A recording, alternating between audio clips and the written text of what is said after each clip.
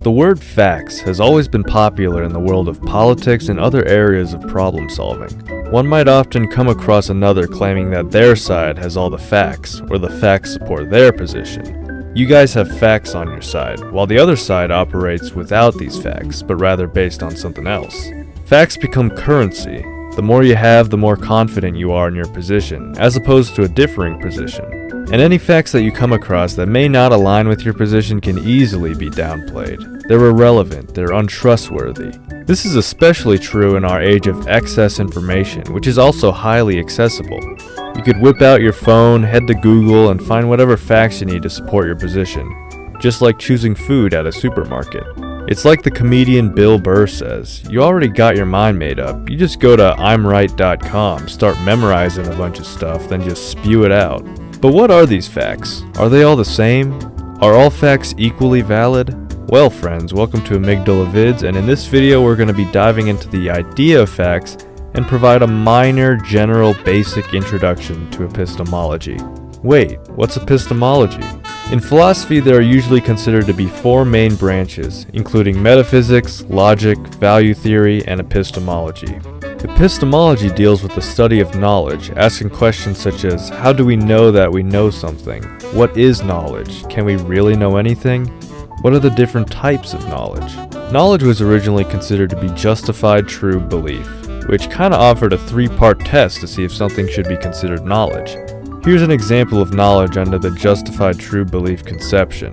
Let's test my belief that School of Life has more subscribers than me. First, is it justified? Putting aside definitional issues that may arise, yeah, it's justified. I simply compare our subscriber counts. Is it true?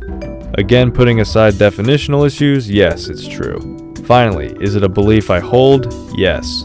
Therefore, my belief that School of Life has more subscribers than me is considered knowledge under the justified true belief conception. But then this man, this mad lad, named Edmund Gettier decided to go against this conception by showing how examples of a justified true belief may not be knowledge. And he only did this in like 3 pages like a badass. Go check out his paper, Is Justified True Belief Knowledge? It's a quick read. But instead of doing an analysis of the paper, I want to shift our attention towards 2 schools of thought regarding knowledge, which is going to tell us something about facts. So I'm going to present you guys with 2 facts here and see if you can identify the difference between the 2. Fact number 1, School of Life has more subscribers than Amygdala Vids. Fact number 2, 60 plus 9 equals 69. Now, can you spot the difference? Let's start with the first fact. The first fact requires an observation using our senses. In this example, we simply go onto YouTube and we could see that yeah, School of Life has more subscribers than Amygdala Vids. There's an element of observation here, of experience. We have to experience something in the world in order to know it. This falls under the school of thought of empiricism that places value on our sense experiences as a source of knowledge. Examples of empirical knowledge include knowing the color of something by looking at it, the taste of something, statistics, scientific testing, etc. A lot can fall under the umbrella of empirical knowledge.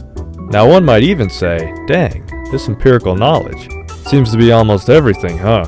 I mean, it seems to me that almost every kind of knowledge out there requires us experiencing something, whether it be on a smaller scale like a stove is hot by touching it, or a larger scale like knowing the statistic that 89% of X did Y in 2020. Like what else could we possibly know without having to experience something first?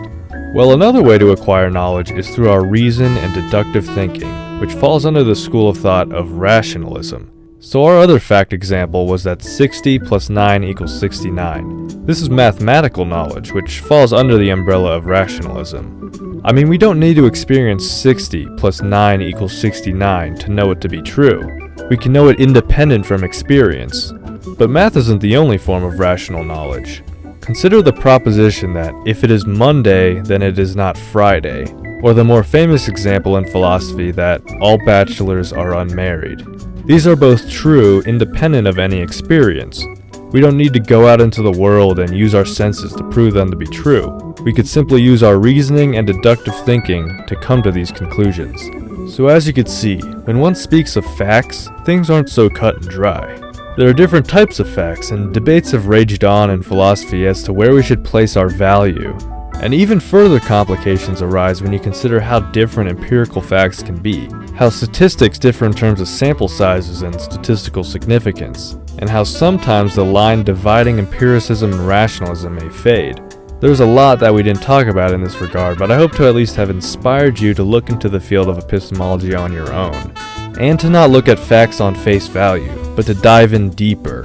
After all, understanding knowledge might be seen as foundational for the rest of our beliefs. It's the bedrock that everything's built off of, the soil which you build upon for your house. Thanks for watching, and I'd appreciate it if you hit that subscribe, like, and bell button to support the channel. School may be starting up soon, but I'll be sure to keep giving you guys more philosophy content whenever I can. Take it easy, friends.